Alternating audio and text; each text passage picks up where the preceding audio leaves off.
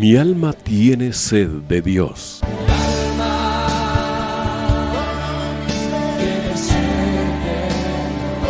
Un espacio que reconforta, alienta y motiva a la luz de la palabra de Dios. Un espacio de clamor e intercesión por todos aquellos que hoy necesitan una palabra de aliento de parte del Dios Todopoderoso.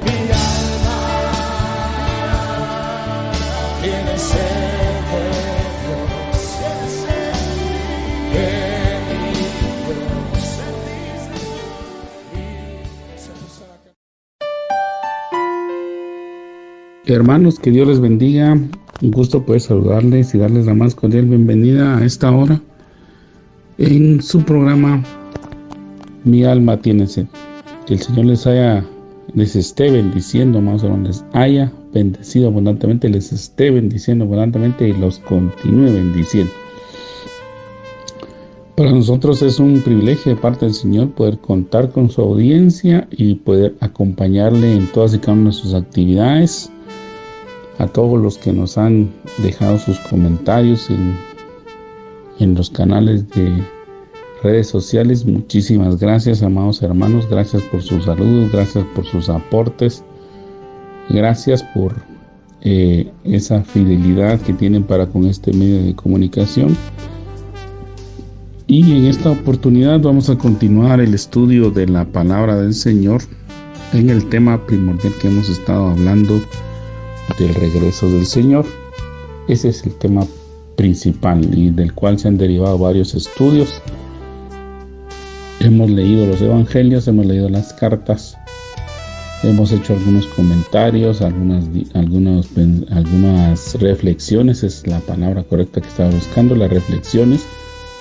Hemos también hecho algunas diferenciaciones entre lo que es el arrebatamiento o la venida por la iglesia y la segunda venida pública del Señor, para que podamos distinguir ambas.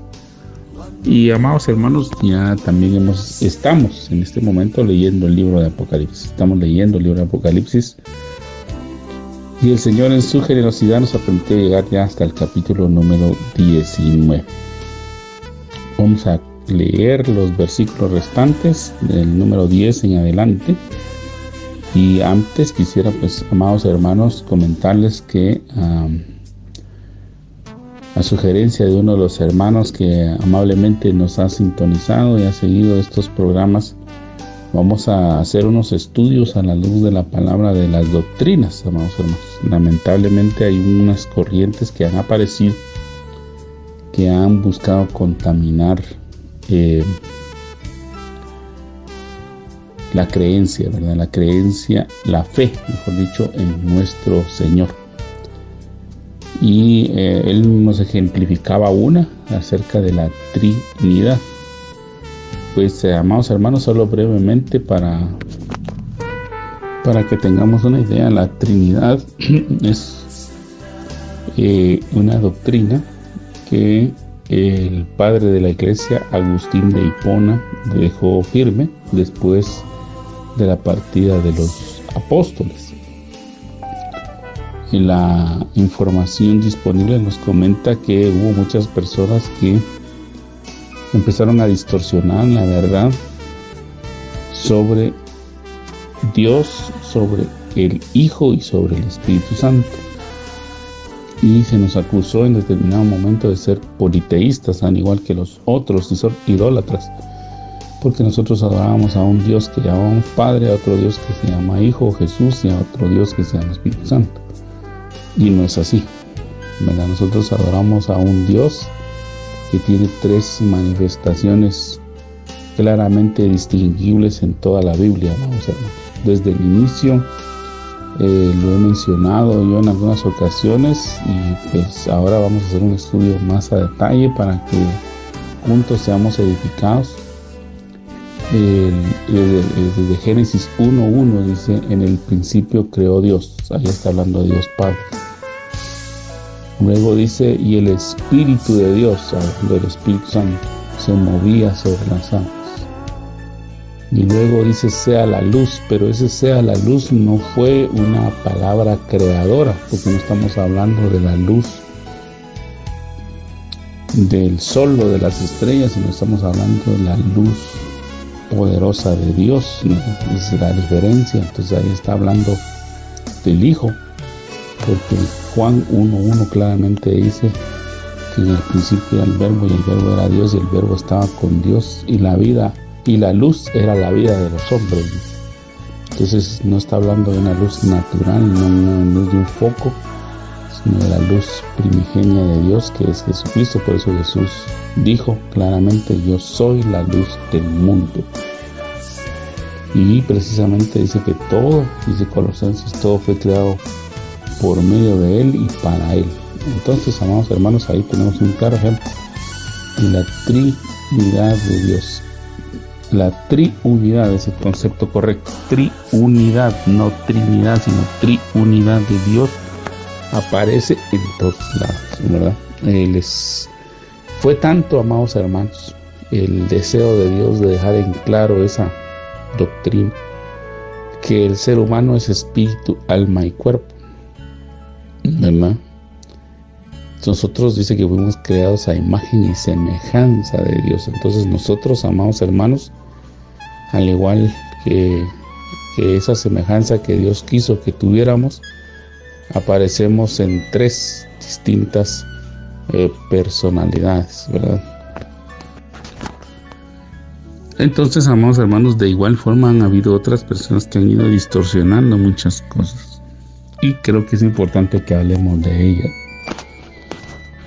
Con el paso de los años, amados hermanos, han aparecido una serie de grupos, ¿verdad? Una serie de grupos a los que se les ha atribuido el origen de algunas prácticas o de algunas doctrinas. Pero, sinceramente, amados hermanos, nosotros tenemos que profundizar un poquito más, ¿verdad? Esforzarnos un poco más, y sobre todo, como lo he dicho, amados hermanos,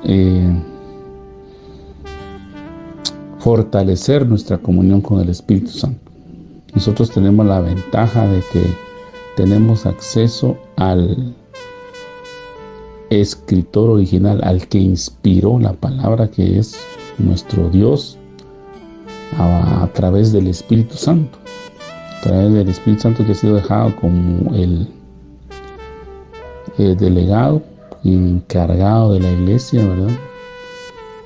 Y vemos también, pues, en el Evangelio de Juan, capítulo 14, en las funciones de la Trinidad, porque Jesús está hablando y dice: les conviene que yo me vaya, porque así rogaré al Padre, miren, que envía al otro Consolador, hablando del Espíritu Santo. Entonces el Hijo va a hablar con el Padre para que venga el Espíritu Santo. Entonces la Trinidad, amados hermanos, aparece. Ahora, si usted busca Trinidad en la Biblia, no la va a encontrar, pues. O sea, no está como una palabra que aparezca continuamente en la Escritura, pero las funciones y el aparecimiento de las tres personas divinas, que al final son uno, y aparecen en toda la Escritura.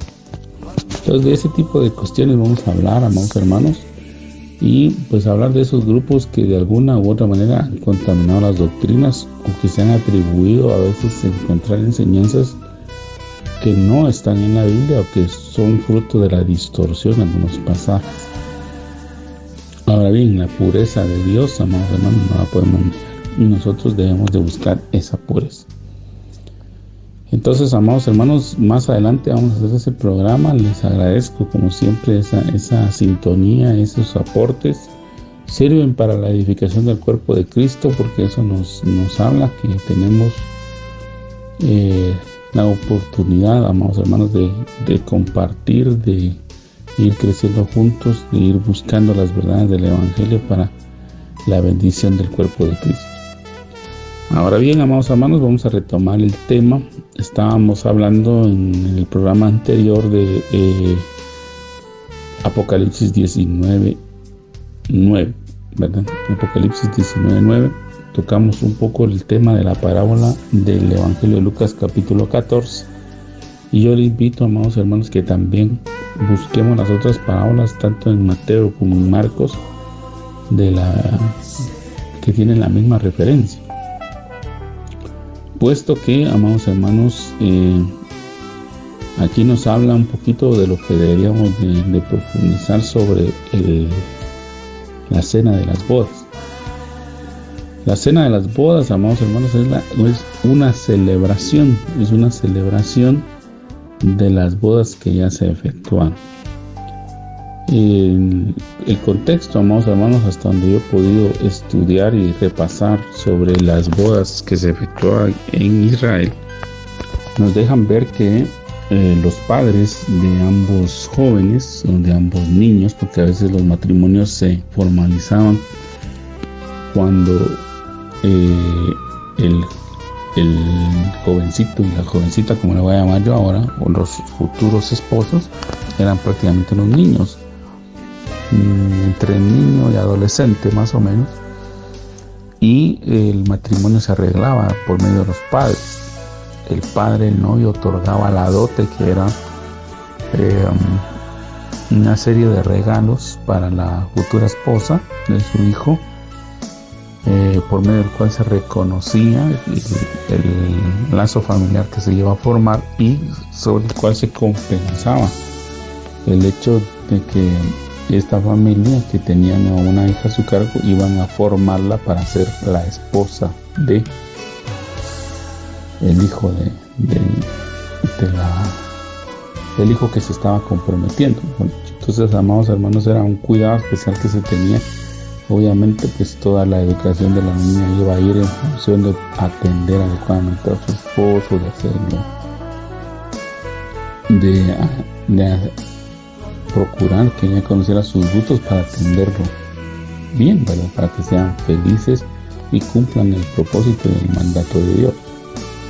Cuando ya llegaba el tiempo, amados hermanos, de las bodas, el que iba a convertirse en esposo tenía que empezar a fabricar una casa para que en esa casa, amados hermanos, viviese el nuevo matrimonio, la nueva pareja.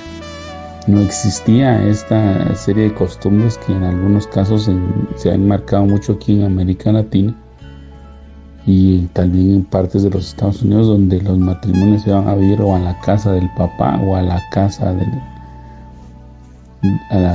los papás del novio, que sería uno de los casos, o el otro caso sería a la casa de los papás de la novia o ahora esposa. No existía eso, porque tenían muy claro el mandamiento de Génesis, donde dice que por tanto dejará el hombre a su padre y a su madre y se unirá a su mujer y los dos serán una sola carne. Entonces, amados hermanos, este evento, amados hermanos, era un suceso donde, pues obviamente, al celebrarse las bodas, al llegar el día especial, pues los hijos del tálamo, como se le llama, o a los acompañantes del novio, hacían una, perdone la expresión, yo sé que a veces aquí en América Latina se tiene un pavor hacia esa palabra, pero hacían una procesión, hacían un cortejo, hacían un desfile donde iban a traer a la novia, a la que ahora se iba a convertir en esposa, es decir, a la desposada, es decir, a la que ya estaba comprometida, porque algunos se pelean y dicen es que la palabra novia no aparece en la Biblia. Pues sí aparece, amados hermanos, solo que pues a algunos no han leído, esa es la verdad, no le han dado el sentido a la escritura, pero a la desposada, a la comprometida, pues se iba en un desfile, en una procesión, en un cortejo por ahí, y se le entregaba al esposo.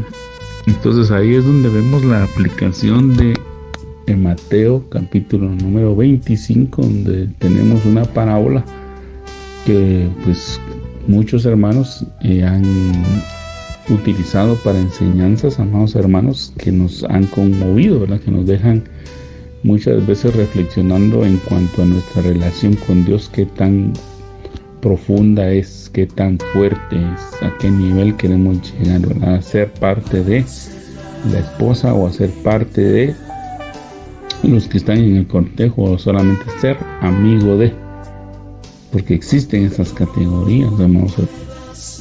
Y hay otros que menosprecian ese evento, ¿verdad? Porque no se visten adecuadamente. Entonces, amados hermanos, también se ha mencionado que pues obviamente una boda en el antiguo Oriente o en el Oriente Medio o en esa región donde Jesús nació, creció y se desarrolló es carísima. Es una boda cara porque a cada uno de los asistentes se le da un traje. O sea, no llegan las personas o los invitados, no asisten con la ropa que a ellos les parece, no. Ellos llegan con cierta vestimenta que el novio, que se están casando proporcionan para identificar a sus invitados, porque no entra cualquiera tampoco. No es que agarremos de la calle aquí a don Chonito y a doña Martita para que hagan bulto, para que vean que nosotros tenemos una boda grande, no. Simple y sencillamente, amados hermanos, todo aquel que va a asistir a una boda recibe, digamos que la invitación era el traje especial que les hacían llegar a ellos para que asistieran. Ese es, digamos, el ejemplo que se nos da. Por eso en esas parábolas que el Señor dejó en los evangelios, cuando encuentran a uno que no estaba vestido adecuadamente para las bodas, fue atado y echado fuera. Por eso se le pregunta, ¿cómo entraste aquí? En otras palabras, era un usurpador, era alguien que no estaba invitado, perdone la expresión popular, era un colado, ¿no? Era un metiche ahí que se había pasado, había burlado la seguridad de la boda, porque no hay seguridad, ¿no? Sino que simple y sencillamente el respeto y la educación que ellos tienen es que el que está hecho para bodas pasa adelante y el que no, pues no entra. Así de simple, vamos hermanos, que nosotros aquí a veces tenemos que poner seguridad en las bodas, en las puertas, para que no dejen entrar a cualquiera. Entonces, amados hermanos, esa ejemplificación es lo que va a suceder. Nuestro Señor Jesús, ya amarrando todo, amados hermanos, para que vayamos notando la precisión que el Señor ha dejado en su palabra y que nos debería emocionar, es que el Señor va a hacer ese cortejo de las bodas en Tesalonicenses capítulo 4. El Señor dice que viene por su esposa, por la que va a ser su esposa, porque el Señor ya fijó el matrimonio, lo fijó al venir a morir en la cruz. Y la dote, pues obviamente fue el derramamiento de su sangre, pero no solamente el derramamiento de su sangre, sino que también dejó al bendito Espíritu Santo. El Espíritu Santo es esas dotes, esas arras, como dice Efesios 1:13, que Él dejó para los que vamos a ser parte de los que se van a convertir en la esposa del Señor Jesús. Y tenemos que despojarnos, amados hermanos, de esta mentalidad terrenal, porque a veces cuando se nos habla de estos términos, muchos se les paran los pelos, perdón usted la expresión tan coloquial, o no les cabe en la mente porque piensan que va a ser un matrimonio como los que ocurren en la tierra, pero no. Amados hermanos, la iglesia va a sufrir una transformación, de eso hemos ya hablado. Tesalonicenses, Corintios y las cartas que el Espíritu Santo le dictó a Pablo nos dejan ver que la iglesia va a ser transformada, es decir, vamos a ser cambiados, amados hermanos, y vamos a ser formados, vamos a formar parte del cuerpo de Cristo.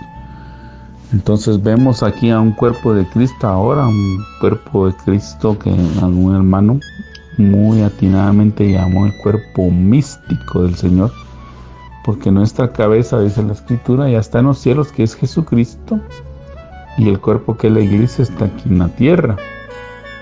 Pero cuando venga ese evento único y que muchos no creen, que muchos han despreciado, que muchos están olvidando, a cual muchos le están se están dedicando a predicar que no existe, que es una interpretación equivocada de la Escritura, amados hermanos, que es el arpazo, que se traduce arrebatamiento de la iglesia, que es el encuentro del Señor con su desposada, con la que va a ser su futura esposa, amados hermanos. Cuando la iglesia sea tomada, ese grupo de fieles que aman al Señor, vamos a ser transformados y vamos a ser vueltos uno. una entidad totalmente diferente. Todos somos parte de un cuerpo, eso nos enseña Corintios 12 y Romanos también. Y nos habla pues de que todos tenemos una función diferente en el cuerpo de Cristo y esa transformación se va a dar. Entonces, amados hermanos, tenemos que despojarnos de toda mentalidad del matrimonio terrenal, porque el matrimonio celestial que va a ocurrir es totalmente diferente.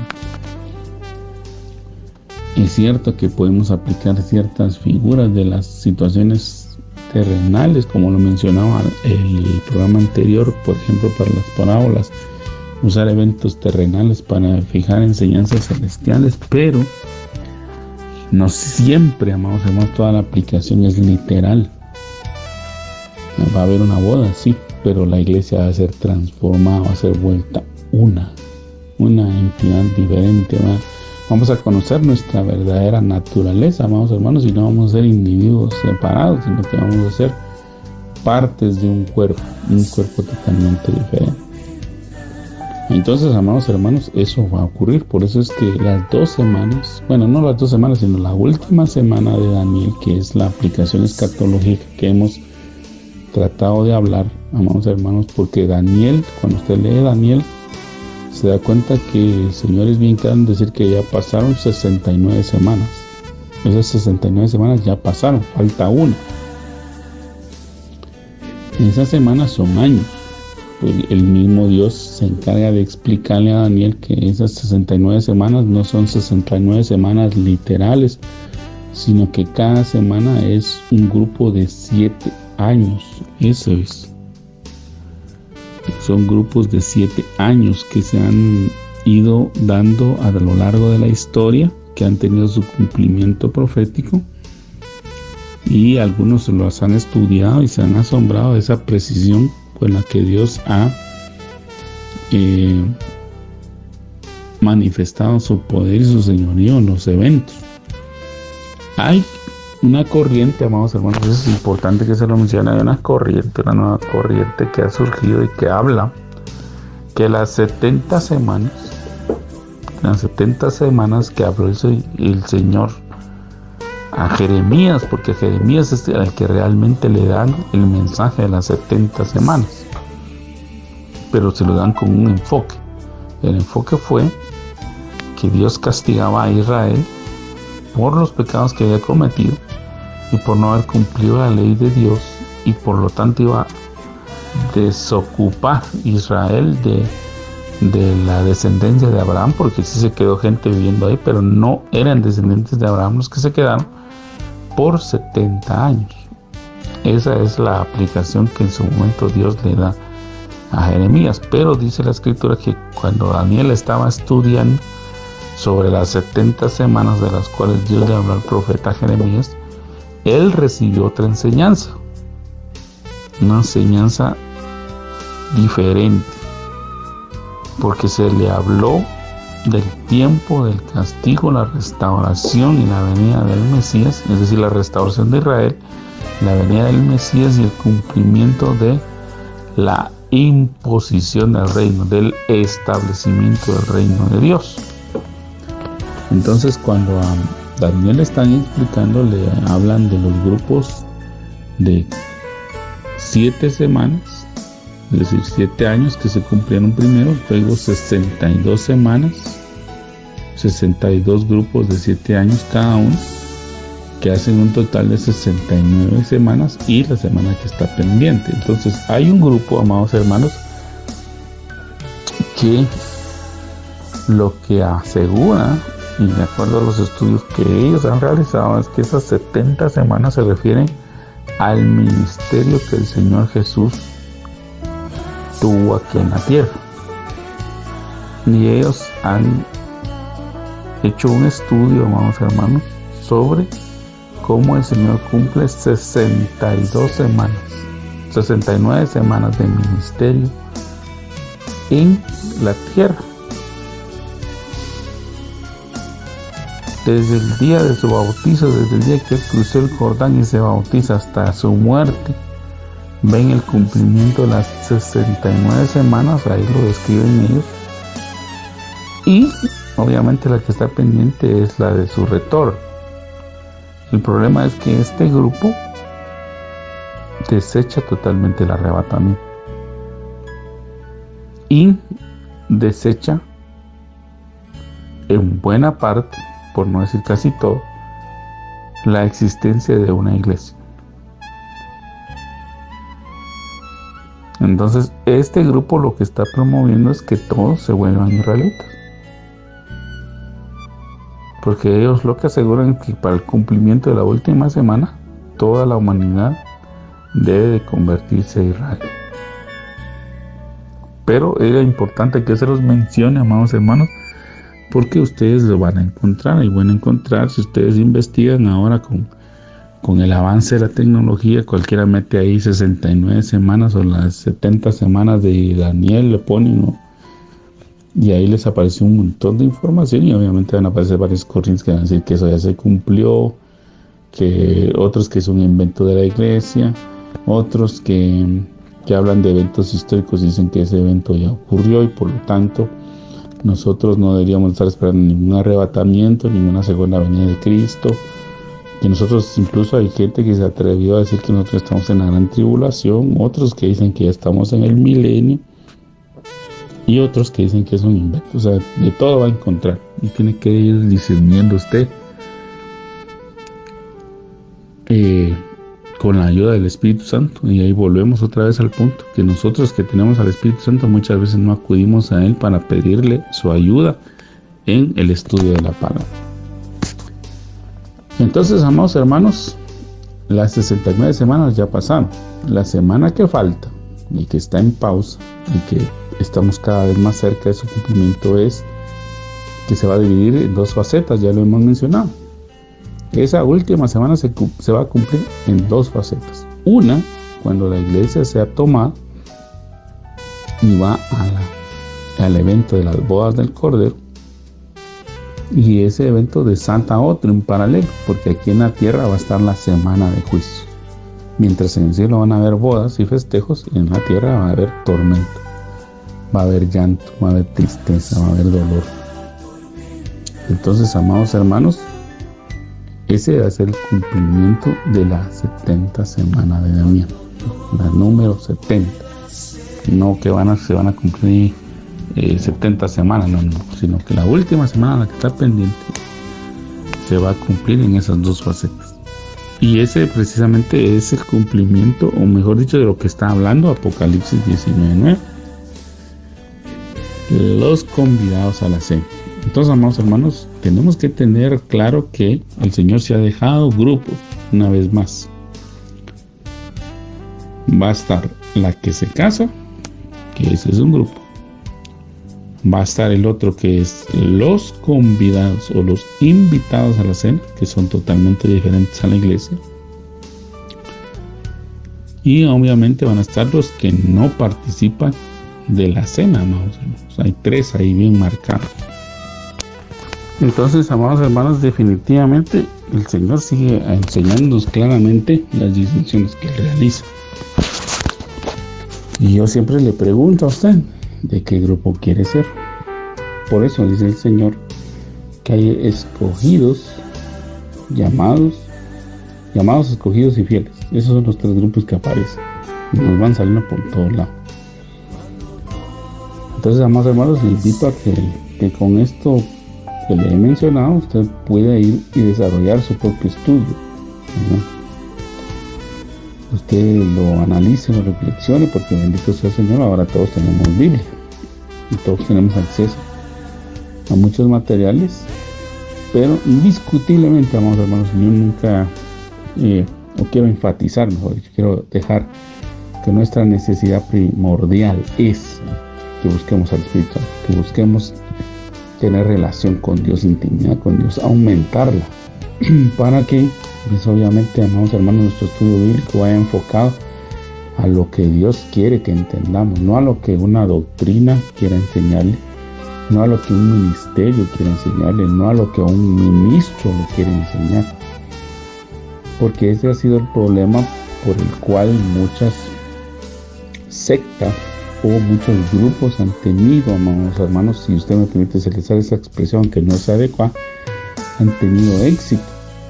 ¿Por qué? Porque han manipulado a las personas, y las personas se han dejado manipular porque no nos comprometemos con nuestro Señor a tener una relación con Él, una relación de oración, una relación de comunión, una relación de búsqueda y sobre todo una relación de estudio. El Señor nos demanda que estudiemos, amados hermanos. El Señor no quiere perezosos.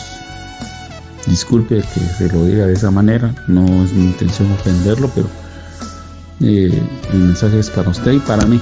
El Señor no quiere perezosos, sino quiere que seamos diligentes. Por eso es que a Josué le dijo: esfuérzate y sea valiente, y todo, cuando pongas en práctica todos los mandamientos, preceptos y enseñanzas que están en la palabra, todo te va a ir bien.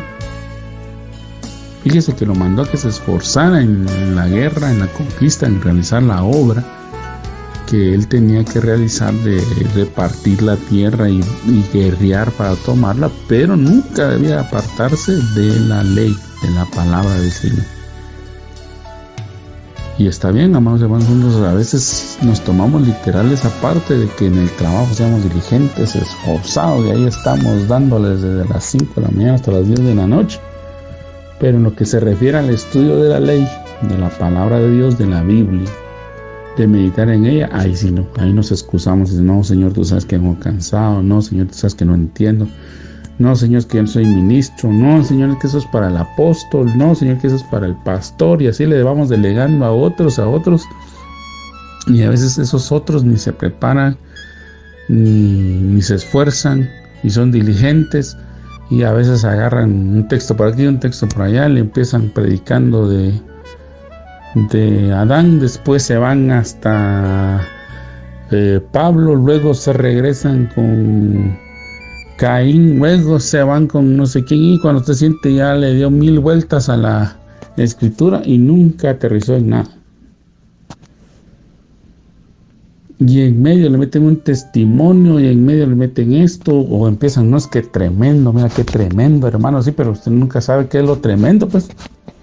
Y así se les va el tiempo, y ay, perdonen que en otras les predico, y entonces no, debemos ser diligentes. Hay gente que va a la iglesia pues para precisamente recibir cierta porción y decir: bueno, por lo menos ya cumplí con Dios. Y no, amados hermanos, nosotros no vamos ni de visita con Dios el domingo, no decimos: bueno, aquí que me mire Dios, que aquí estoy, para que por lo menos no me deje de bendecir. No se trata de eso, sino vamos para ser edificados. Usted tiene que ser edificado tanto en la iglesia como en su casa, como en su trabajo, en todas partes. Entonces la palabra, amados hermanos, tiene que ser importante para nosotros, y debemos de esforzarnos, amados hermanos, y estudiar. O sea, yo sí le digo que si usted ya se graduó, gloria a Dios. Si usted es licenciado en alguna de las carreras de administración, de contaduría, de economía, usted es abogado, es notario, es arquitecto, es ingeniero, pues gloria a Dios, amados. Si usted tiene una carrera universitaria, tiene un posgrado, tiene una maestría, yo lo felicito. Sinceramente, amados hermanos, sin sarcasmo, sin hipocresía, sin falsedad, lo felicito. Si usted está estudiando los básicos o el diversificado y está optando por una carrera a nivel medio, lo felicito también. Si usted está estudiando la primaria, lo felicito también. Pero, amados hermanos, que no sea nuestro objetivo decir: bueno, yo me voy a graduar de contador, bachiller o de lo que sea, para que así le caiga la boca a mi papá y dejo de estudiar. No, usted tiene que estudiar toda la vida. Toda la vida, amados hermanos, desde que usted aprende a leer y a escribir hasta el último suspiro de su vida, usted tiene que estudiar. Y primordialmente deberíamos de estudiar la palabra del Señor, porque el Señor es el que nos da todas las cosas. Entonces, amados hermanos, verso 10, vamos a leerlo y vamos a continuar para lograr terminar este capítulo, que dice, verso 10: me postré a sus pies para adorarlo, porque usted sabe que un ángel, retomando aquí, un ángel es el que está hablando desde el verso 9. Entonces en el verso 10 dice: me postré para adorarlo, pero él me dijo: el ángel le dijo: no, cuidado, soy un siervo como tú y como tus hermanos que se mantienen fieles al testimonio de Jesús. Adora solo a Dios. El testimonio de Jesús es el espíritu que inspira la profecía. Miren, hermano, qué tremendo es un Señor. Entonces, como lo mencioné antes y lo vuelvo a hacer ahora, un verdadero ministro de Dios, un genuino ministro de Dios, nunca va a permitir que usted se postre ante él, que usted le rinda pleito, sí. Pero hoy, tristemente, amados hermanos, con dolor, tengo que reconocer que aún dentro de la iglesia evangélica, pues yo fíjese, hermano, que si yo quisiera excusar a Juan, le diría, bueno, que Juan tuvo una visión angélica, pues que Juan está en los cielos, está viendo maravillas, esplendor, ¿verdad? Pues le hubiera justificado tal vez y que se postrara, pero no, el ángel no se lo permitió. Pero con tristeza y con dolor ahora tengo que decir que aquí en la iglesia evangélica, en la iglesia que se llama cristiana, que dice llamarse cristiana, hay hombres que se postran ante hombres, o hombres que exigen que uno se les postre porque son el ministro, que son el ungido. Así se llaman, porque yo soy el ungido.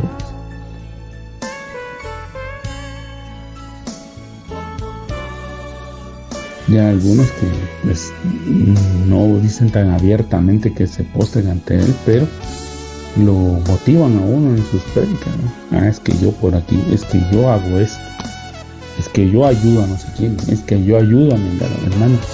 La palabra dice que lo que hace la derecha no lo sepa la izquierda. Entonces, si ese ministro está ayudando, pues gloria a Dios. Si lo está haciendo de verdad, yo lo bendigo y le pido a Dios que le multiplique y le ayude, porque, amados hermanos, hablando honestamente, ayudar a otra persona a veces es difícil.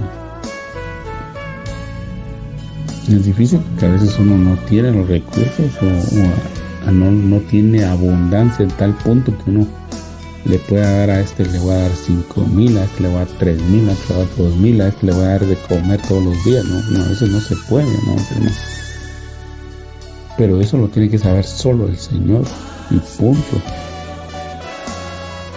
Obviamente yo sé que entiendo que hay decisiones que usted tiene con su esposa, con los hijos, miren, hermanos, hijos, amada esposa, mira, voy a ayudar a fulano, o ayudemos a fulano, o la esposa le dice, mira, hermano, mira mi amor, mira mi cielo, como le diga, ¿verdad? Yo sé que hay palabras cariñosas que le dicen. Fíjate que hablé con la hermana tal, o el hermano tal, o el matrimonio tal, fíjate, me enteré que están pasando esta situación, ¿les podemos ayudar? Entonces, amados hermanos, ayudar es de bendición, pues, pero no por eso yo voy a sacar al otro día una publicación en Prensa Libre, en cualquier diario, decir, mire, yo estoy ayudando a fulano, a mengano, ¿no? Porque entonces, amados hermanos, no tiene objetivo la ayuda. No es de Dios esa ayuda. Siempre en el contexto de Mateo 25 usted lo va a ver. Entonces, amados hermanos, tengamos cuidado. Si alguien nos está doblegando así, ya sea psicológicamente o a través de un mensaje, o cuando usted quiere una cita con ese apóstol, con ese ministro, con ese siervo, es el responsable de su alma, porque eso sí, no se lo podemos negar, es el responsable de su alma y él va a tener que rendir cuentas un día de lo actuado. Si él prácticamente le está obligando a que usted se postre, que usted tiene que hacer casi una peregrinación para hablar con él, analice verdaderamente si ese es el lugar indicado para usted. Porque el Señor no permite, mire, este ángel, amados hermanos, que le estaba dando una visión a Juan, y él no permitió, le dijo no. Así claramente le dice a Juan, no. Cuidado, yo soy un siervo como tú. De igual manera, vamos hermanos, vemos en Apocalipsis este cuadro, pero también lo vemos en el libro de los Hechos, capítulo 10. Sabe que Cornelio era un hombre que tuvo una visión. Un ángel se le apareció, un hombre que no era judío, era romano, era un gentil, como usted y yo. Y él, adoraba a Dios, buscaba a Dios, y entonces Dios ve su corazón y dice, bueno, este hombre me está buscando, le voy a mostrar el camino, y le da instrucciones, manda un ángel y le da instrucciones, mandan a traer a Pedro, y cuando Pedro llega, para enseñarle, estaba haciendo dos cosas importantes el Señor. Uno, enseñándonos a nosotros que para Dios Él no hace acepción de personas. Que si bien es cierto el mensaje lo habían recibido los judíos, porque ellos tuvieron el privilegio de tener al Señor ahí con ellos, en vivo y a todo color, el mensaje no era solo para Israel, sino era para toda la humanidad. Israel tendría que ser los misioneros, los evangelistas, los ministros, deberían de ser los israelitas, pero ellos despreciaron eso, desecharon eso. Por la dureza de su corazón ellos no lo quisieron recibir, y ahora somos nosotros los gentiles los que estamos llevando el mensaje, pero debemos de también esforzarnos en hacerlo diligentemente y de acuerdo al propósito de Dios, no siendo racistas ni clasistas, porque hoy también ese problema se tiene. Hay mucho ministerio que predica el evangelio, pero lo hacen de una manera como que nosotros somos racistas, ¿verdad? Como que estamos menospreciando a los israelitas o a cierto grupo de personas, y nosotros no somos ni clasistas ni racistas, sino que somos cristianos, que debemos demostrar el amor de Dios. Y le estaba mostrando a los de Israel, a los judíos, que ellos tenían una gran responsabilidad ahora de anunciar el evangelio. Y le desechó los paradigmas a Pedro, lo despedazó ahí, y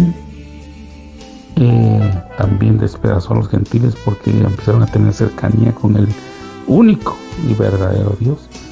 Pero el punto es que cuando Pedro dice que llegó, Cornelio se le tiró a los pies, postrándose para adorarlo, porque él pensó que era como se tenía que hacer en el concilio romano, porque los romanos tenían esa costumbre, ellos se postraban ante el César, y era el Curios, era el Señor. Aquí es donde tengo que aprovechar yo a dar otra enseñanza, porque hay una corriente, amados hermanos, hay una corriente que se ha infiltrado aún dentro de la iglesia, donde le dicen que Señor no es un nombre de Dios, y en eso tienen razón. Señor no es el nombre de Dios, pero Señor no es un uso común como el que nosotros le estamos dando ahora, un uso idiomático, de que le digo Señor Eduardo, Señor Francisco, Señor Juan, Señor Pedro, Señor Luis. No es el título Señor, bíblicamente hablando, y del griego, que es el que se pone aquí, se refiere a una divinidad.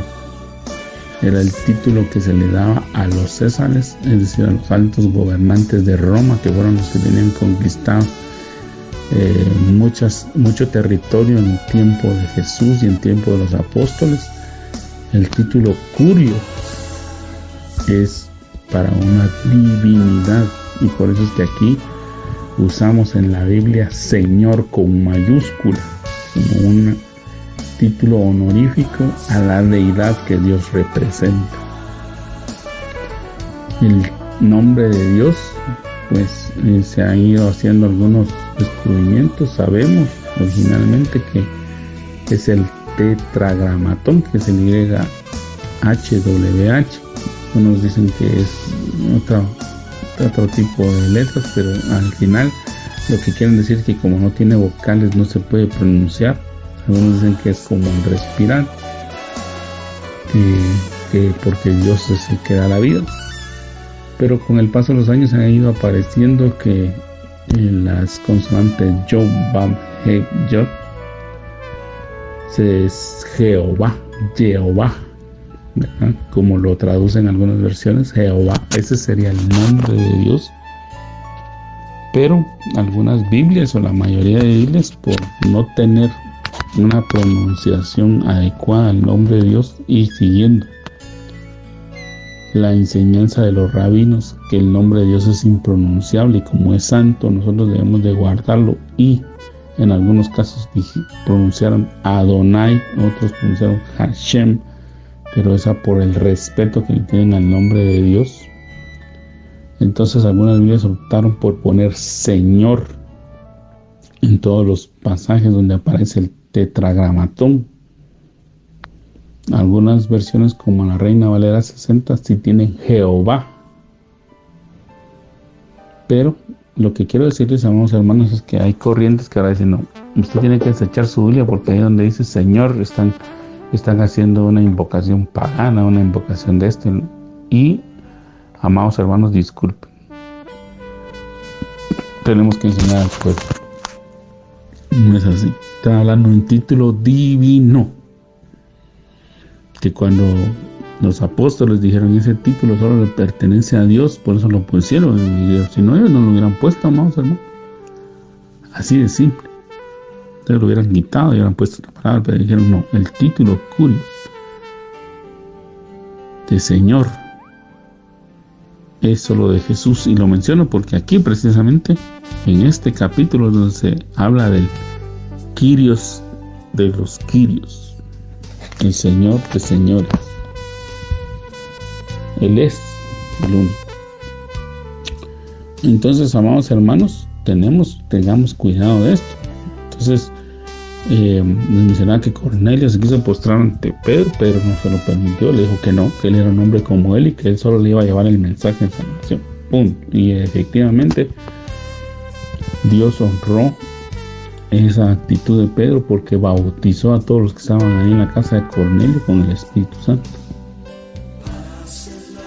Y Pedro, vamos a ver, Pedro sí puede haber dicho, bueno, sí, porque se postra ante aquí que me ves el anillo papal, como algunos argumentan que hay que hacer ahora, porque yo soy el primer papa, yo soy el delegado de parte del Señor, y no lo hizo. Solo ahí nos damos cuenta de la falsa doctrina que hay de algunas iglesias que dicen o le quieren atribuir a Pedro un primado y un señorío que él no tenía y que él sabía que no tenía. Porque Pedro era el que sabía, no, yo traicioné al Señor, yo le fallé a mi Señor. Y la verdad es que yo no soy digno ni que me llame apóstol, porque yo traicioné a mi Señor. Pero hoy los que dicen ser sucesores de Él piden que se les rinda pleitesía, que se hinquen ante Él, que le besen el anillo papal, que le pongan la silla, que le pongan la alfombra. Y Pedro no fue así, hermano. Pedro, al contrario, cuando vio que Cornelio le estaba tirando, dijo, no, momento, tranquilo, no. Yo soy un hombre como tú. Si te vas a postrar, póstate ante Dios, ante mí no. Entonces, amados hermanos, vemos acá que ese cuidado que nosotros debemos de tener y que toda profecía nos debe de llevar hacia Jesús. Eso nos habla del discernimiento, ¿no? Porque hoy hay mucha profecía que no nos conduce a Jesús. Bueno, no voy a hablar más de la profecía porque se me va a alargar. Verso 11 dice, luego vi el cielo abierto y apareció un caballo blanco. Su jinete se llama fiel y verdadero. Con justicia dicta sentencia y hace la guerra. Sus ojos resplandecen como llamas de fuego y muchas diademas ciñen su cabeza. Lleva escrito un nombre que nadie conoce sino solo él. Está vestido de un manto teñido de sangre y su nombre es el Verbo de Dios. Los siguen los ejércitos del cielo, montados en caballos blancos y vestidos de lino fino, blanco y limpio. Y de su boca sale una espada afilada, con la que herirá a las naciones. Las gobernará con puño de hierro.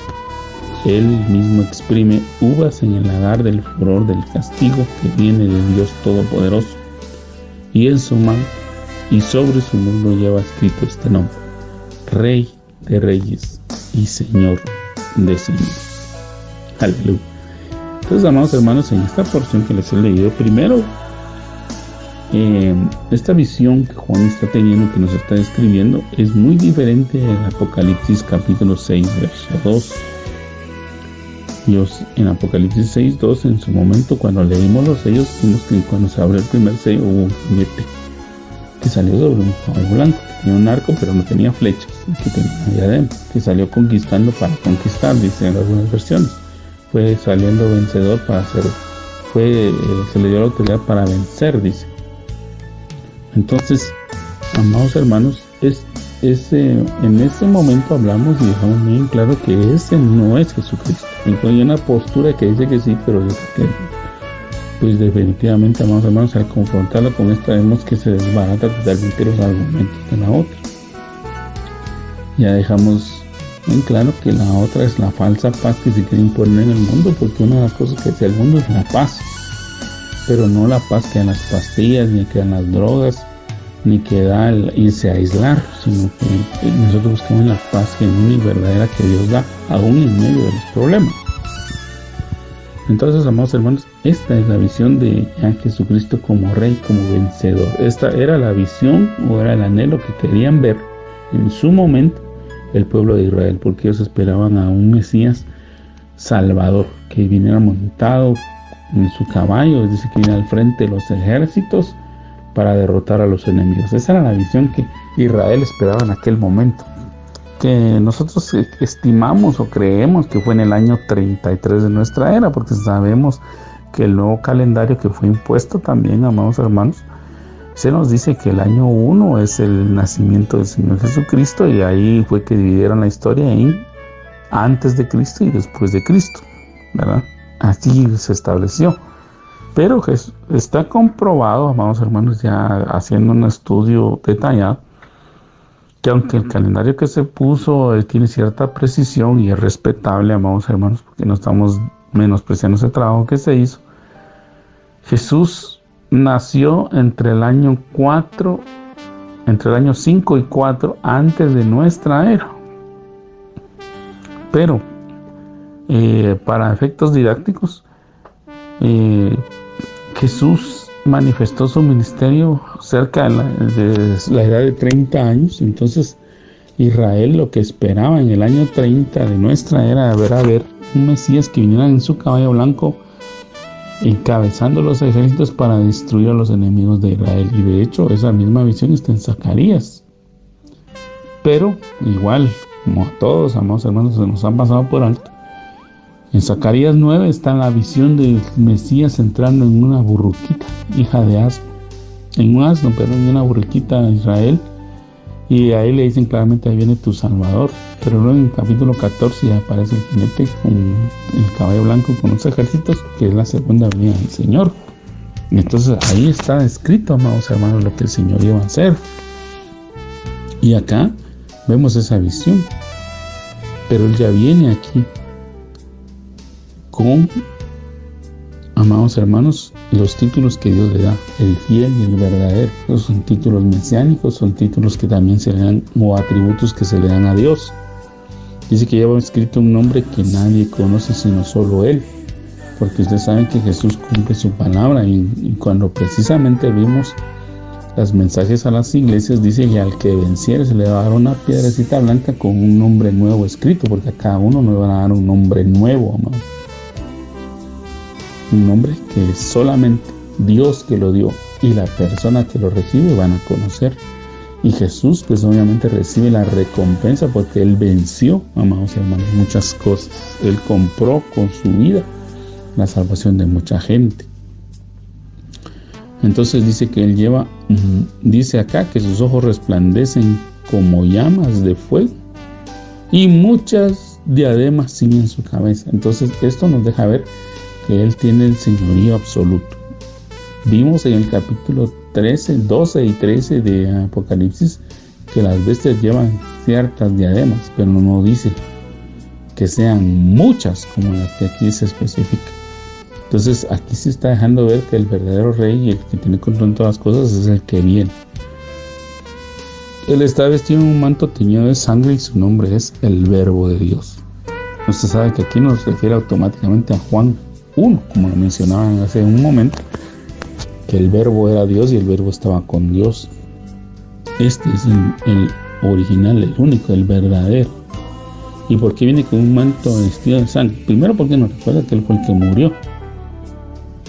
Fue el que murió y que fue crucificado, que fue tratado como un criminal, pero no lo era. Y que con esa sangre rescató a su pueblo, a su iglesia.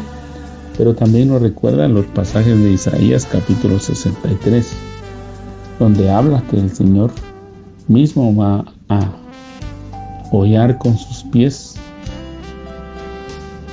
en el vino, ¿verdad? las uvas, Él las va a triturar, es la sangre que Él va a cobrar de sus enemigos. Él va a destruir a sus enemigos, Él los va a pisotear en el lagar, es lo que dice Isaías 63. Entonces Él nos habla de la venganza de Dios, del juicio de Dios. Amados hermanos, tengamos verdaderamente temor, porque Dios es paciente, amados hermanos, claro que es paciente.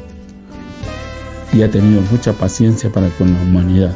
Si ustedes analizan fríamente, amados hermanos, el comportamiento de la humanidad, usted dirá que no nos han juzgado, ¿verdad? La maldad que hay, el abuso, la violencia y muchas cosas que suceden, amados hermanos, las injusticias, el robo, el secuestro, la extorsión, el asesinato, el menosprecio que se tiene por la vida. No solo por la vida, sino por los territorios, por el medio ambiente, amados hermanos. Y no le importa a nadie de decir, bueno, me voy a ganar 100 pesos destruyendo este árbol, y no se ponen a pensar en que el árbol es hogar de algunas aves, que ese árbol nos proporciona oxígeno, que ese árbol nos proporciona sombra, que ese árbol es un conducto para recibir el agua y trasladarla al manto acuífero. No les importa, no botan, y las repercusiones es lo que menos anda pensando la persona que hace tales actos. Y así multiplican por miles, amados hermanos. Y vemos acá que el Señor va a ejercer su juicio. Va a llegar un tiempo que Dios va a ejecutar su juicio, pero lo va a ejecutar sobre aquellos que no quisieron aceptar la misericordia, que no quisieron someterse, o que habiéndose en algún momento sometido, después dijeron, no, a mí me engañaron, me mintieron, a mí me dijeron que el Señor iba a venir y no vino, porque todos estaban desesperados, o porque todos tomaron decisiones equivocadas, porque se nos dijo, se nos ha anunciado que el Señor viene. No es para que nosotros nos pongamos a haraganear, hermano, disculpe. No es para que nosotros digamos, bueno, me voy a quedar en mi casa, me voy a echar ahí, me voy a rascar mi panza, yo no voy a trabajar, yo no voy a hacer nada y voy a esperar que el Señor venga. No. El hecho que sepamos que el Señor viene es para que nosotros seamos diligentes en todo lo que hagamos, y para que al momento que Él venga, por lo menos nos haya ocupados. Y eso es lo que Dios espera, que estemos cumpliendo aquello por lo cual nos alcanzó. Entonces, amados hermanos, el Señor viene y dice acá que Él es el Verbo de Dios. Lo siguen los ejércitos del cielo, montados en caballos blancos. Y fíjense, amados hermanos, que muchos comentaristas concuerdan, y yo aquí también lo veo, que no se dice que el ejército esté compuesto por ángeles. La pregunta es, ¿está compuesto por quiénes? Pues va a ser por todos los que han creído en Él, por los que no alcanzaron la estatura de esposa, porque obviamente, amados hermanos, todos los demás creyentes que no alcancen la estatura de esposa, pues tienen una función en el reino. Y no dice que el Señor está encabezando un ejército de ángeles. Todos aquellos que han creído en Cristo y que lo esperaban antes, amados hermanos, y que murieron sin tener la dicha de verlo y de gozar de sus sacrificios, pero que lo esperaban. Entre ellos va a venir David, va a venir Salomón, va a venir Sansón, los héroes de la fe, todos los que se mencionan van a venir ahí. Todos aquellos que murieron y no alcanzaron la estatura de esposa, vamos a ver, vienen ahí como parte de ese ejército. Obviamente venimos, perdone usted, amado hermano, la expresión, pero venimos en calidad de bulto, porque solo el Señor es más que suficiente para vencer los ejércitos, porque aquí claramente dice que de su boca, de la boca del Señor, no de los que lo acompañamos, sino de los que, de la boca del Señor sale una espada afilada con la que herirá a las naciones. A las naciones. Él no dice que va a herir a uno o que otro, no, a las naciones. Y las gobernará con puño de hierro.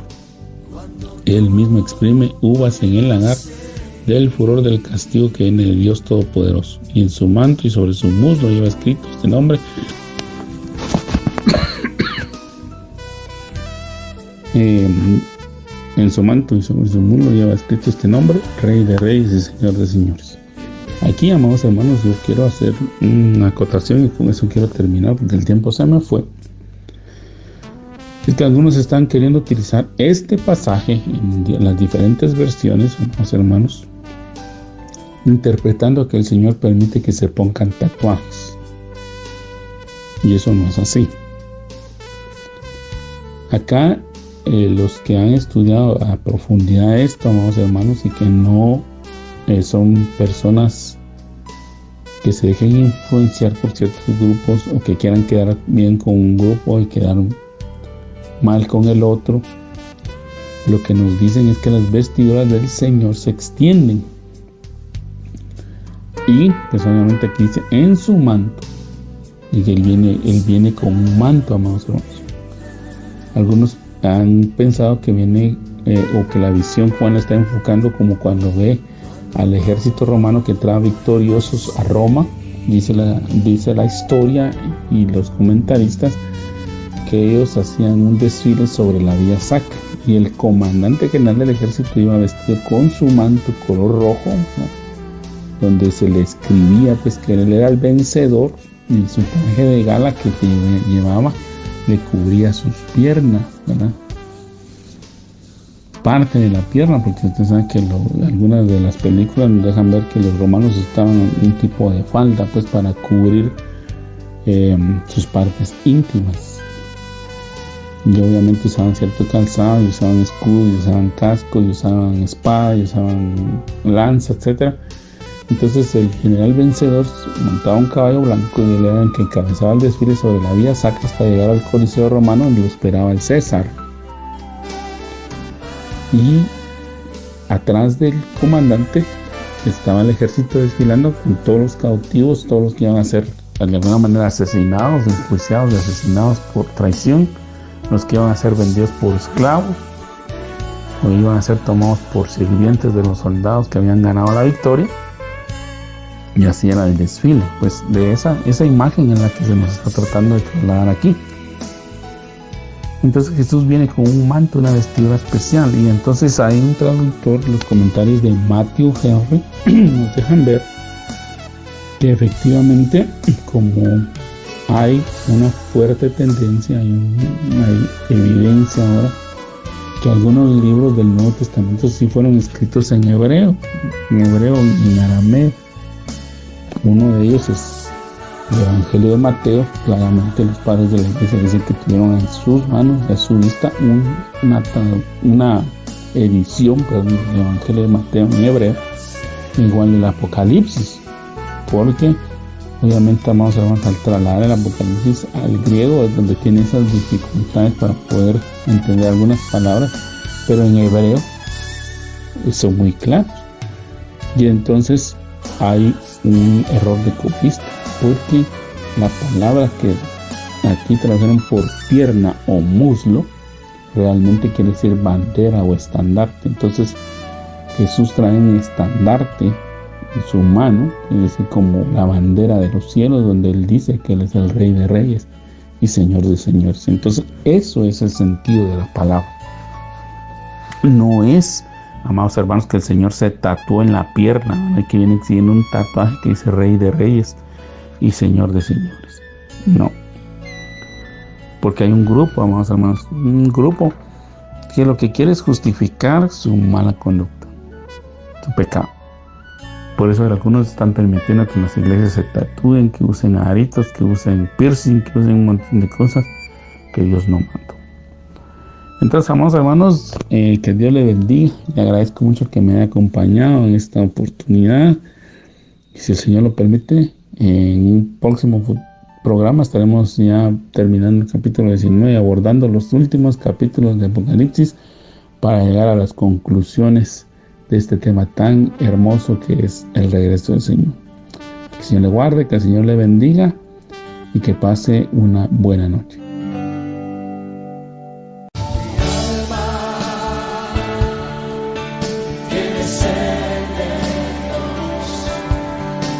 Hemos presentado Mi alma tiene sed de Dios.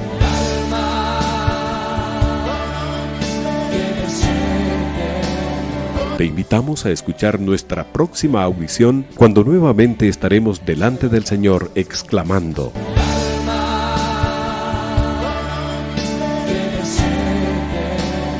Mi alma tiene sed de Dios. No te lo pierdas.